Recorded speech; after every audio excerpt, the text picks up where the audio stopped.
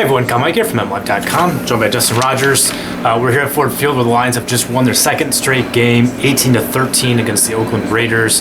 Now 2-0 since the shakeup of the front office. I asked Matthew Stafford after the game if there's any kind of correlation to that, or if maybe that's making too much out of it. He predictably said he's making too much out of it, but clearly the Lions have gotten on track since the shakeup.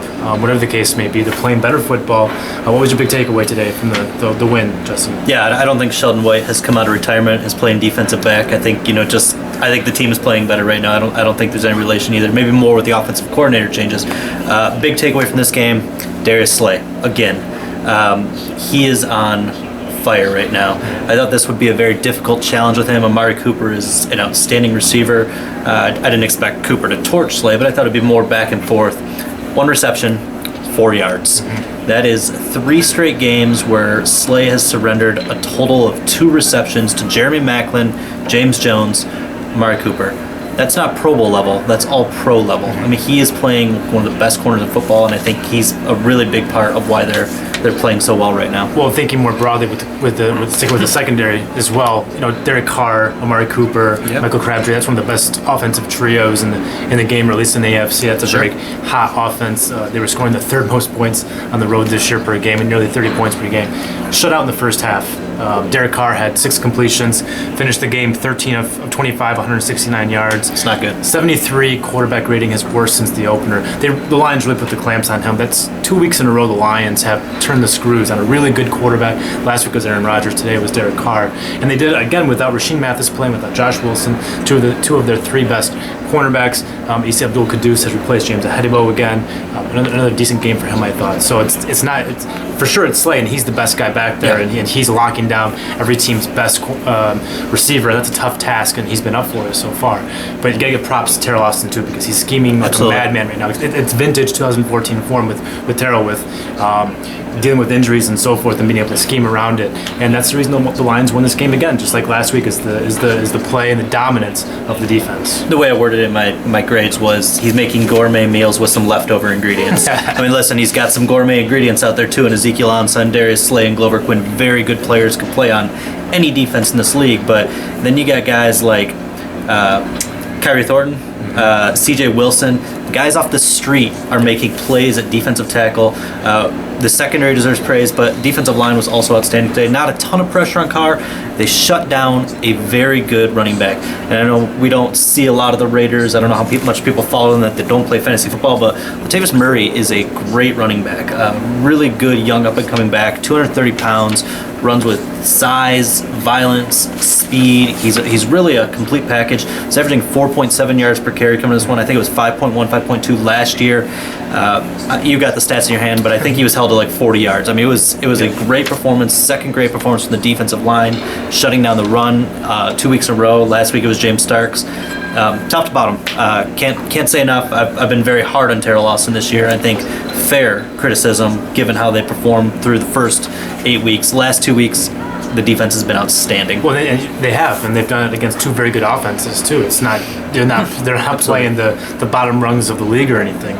These are very good performances against very good offenses. And when you have an offense like the Lions, which is struggling, that's the difference. And I think that's it's a big reason why you've seen the Lions struggle this year early was the defense simply wasn't as good as it was last year. Because last year the offense struggled as well, but no one really talked about it because the Lions were winning games.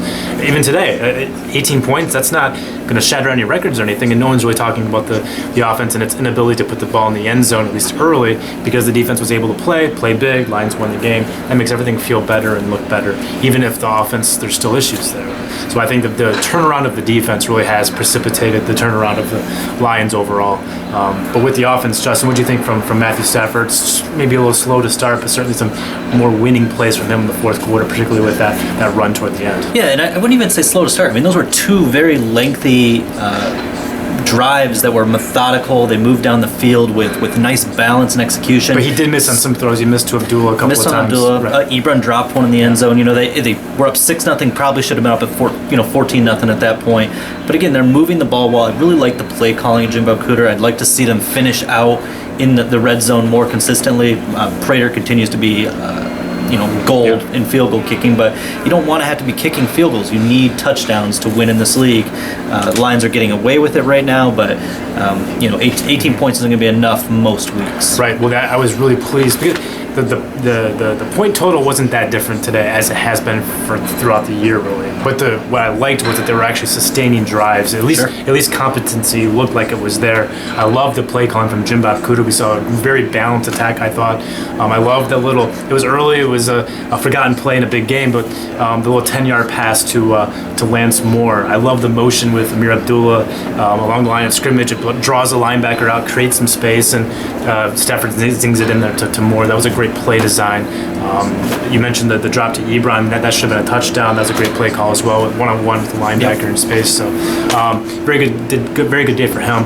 And I thought the big change you saw with the offense today was less Drake Bell, more Amir Abdullah, more Theo Riddick. That was a great move from Cooter, and long overdue, I think, but.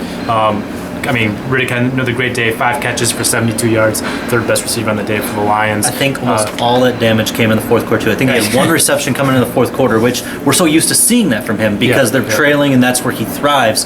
This week, he was the part of the game plan that allowed them to maintain the lead. That's where Riddick, because he needs to be involved in the pass game throughout the game. He's I really totally good. Agree. It's a little baffling to me because Jim Caldwell's even made that joke before. It's like, well, final however many minutes it's Theo Riddick time. Well, he's very good with the ball in space. I don't know why they don't do it sooner in games, but you have to like what he does when given those opportunities. It's amazing how often he makes, when he's one-on-one in space, it's amazing the consistency at which he makes that guy miss. He's very good in space. And then Abdullah got the bulk of the rushing load. 44 yards won't wow anyone, but he did it on 12 carries, which you like, 3.5 yards per carry. That's pretty good, especially when you're considering there wasn't a huge run in there to distort his numbers. It was pretty consistent, I thought, production from him. A couple of catches as well for him. It was a better day, I thought, for the tailbacks. I just thought it was more efficient. I think that's what I look for from this group right now. I don't expect these 150-yard games from the run game. It's just not the way this team is built. I expect them to pick up 3 to 5 yards more often of first downs. I expect them to convert the third downs when asked to do it. They did that more often. None more impressive than Joik Bell down the stretch. His legs were fresh. He got the shoulders squared. He did the Joik Bell things we're used to seeing, where he plowed through a tackler. And props to Joik Bell. I kind of killed him a little bit in my game story because I was pre-writing it with that portion of it before the end, and he was having such a terrible game, or at least not productive, and had been diminished. And I'd written it, and then of course he has those delete key. It was a really nice finish for him. Helped put this game on ice. So that was a credit to him for that. Lions second leading rusher on the day, by the way, Justin. Matthew Stafford, 6 carries, 31 yards. Had the nice one along the right sideline there to set up a touchdown run from Matthew Stafford from 5 yards out. I asked Stafford after the game about the 5-yard run. I was curious if it was a pass play, and he just took it in on his own volition, or if that was part of the design. And he said it was there were some passing options in there, but it was designed to have the option to sneak it in. And I think I like that play call a lot, again, from Jim Bob Cooter, who's expecting Matthew Stafford to rush the ball twice in a row there. And I thought it was really an efficient call. There's a lot of coverage concentrating around Calvin Johnson in that play. Charles Woodson was shading toward Calvin Johnson. That left a huge lane for Stafford to score, and that was, again, a great play and great execution. Yeah, I asked a couple offensive linemen as well. They were not as forthcoming because they don't want to get in trouble, and I understand that, but you like that kind of play down at the goal line. Again, we talk about Jim Bob Cooter's play calling. That's a good play call. You've given your quarterback a series of options, and for him to read the defense, 4 guys in the box, the read is easy. It's easy to take the run, to trust your quarterback that's not known for his mobility to make that run. It looked flawless. Nobody expected it. None of us expected it. You saw the 4 wide receivers in the diamond formation on the left side. I thought bubble screen. I thought they were going to throw a quick out to somebody. I think Khalil Mack or maybe one of their cornerbacks said, we thought fade to Calvin Johnson. That's what they thought. Calvin Johnson was getting the ball there. Nobody saw the Stafford sneak coming, which is why it was such a beautifully designed play. And you haven't said that enough about the offense this year, and that's that's a plus going forward. No one's going to be thinking Stafford is somehow a 4 or 5 guy now or anything. He's not a fast guy, but I like his decision making when it comes to rushing the football. It seems when he rushes it, it's a good move typically, and picks up some yardage. He's done that a few times this year, even given his lack of athletic ability. So it's a good execution from him. We've talked offense, we've talked defense. For special teams, it was more of a mixed bag. I thought another penalty on a bad formation on a punt, but at the same time, he had Matt Prater, I thought, with a really nice bounce back game. I talked to Matt Prater in the locker room this week, and he was pretty down.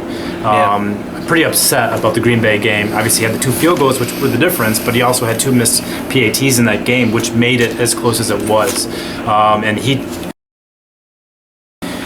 could have used the wind as a crutch for that, or as an excuse for those things, and he didn't. And I liked that. He took accountability for, hey, I just missed those. It's bad form.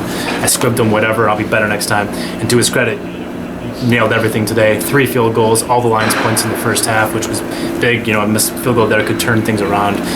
Hit the PATs. Nice bounce back from him. I think he's 13 for 13 in the season. Sounds about right. Yeah, he was one of 4 perfect kickers coming into the day. Yeah, 3 or 4 of those have been from beyond 50 yards, so he's not. It's not a fluke stat. He's a very good kicker. The PAT thing last week, I think that's the fluke. I thought Sam Martin had a very good game as well. He had that one in the third quarter. It took a really bad bounce, and then the penalty that you mentioned was on that play as well. That set up the Raiders for a short field that they turned into a field goal. Yep. That's when they took the lead in the game. But overall, he averaged, I believe, 48 yards on his punts, on his 5 punts. That's a really great average. Raiders didn't have much in terms of return game, so overall, a pretty good day for the special teams. A pretty good day for everyone, really. I mean, down the board to the coaches. You would like more than 18 points, but yeah, it was a good, efficient day from the offense. I thought they controlled the ball. They doubled up the Raiders in the first half in time of possession, tripled them up in yardage. So even if they weren't punching it in, they were keeping it out of the Raiders' hands. Right. That helped the defense and kept it fresh for late in this game. It was a good team win. It's complementary football to a lot of what we saw last year. Not a perfect team, but a team that was good enough to win. They'll be back at it on Thursday against the Eagles. We'll be there for that. Going for 3 in a row. First time since last year. I don't know if how busy we're doing the game. The Eagles got wrecked today. Yeah. Jameis threw 5 touchdowns. I think Doug Martin ran for like 250 yards. That's a wounded team. I mean, 3 in a row is very realistic. Yes. Yeah. Well, I mean, this was a wounded team too. The Raiders were. They lost 2 in a row. Absolutely. So they were. You would think they'd come in sharp and looking for a win. The Lions took care of business. To their credit, that's 2 in a row. Going for 3 next week. He's Justin Rogers. I'm Kyle Menke. We are M Live. Keep it right here.